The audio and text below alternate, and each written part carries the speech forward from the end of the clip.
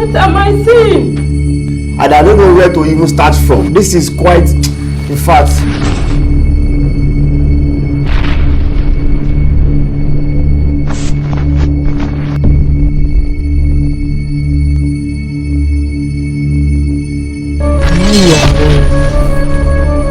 You don't usually pray in this house like before again. And don't let this situation weigh you down. Yes, that's your word. Kullu huwallahu ahad. Kullu huwallahu ahad. Your attitude is affecting us, it's affecting me, your children, it's affecting me. But what is this? Sorry, Oga, wallahi, sorry, Oga.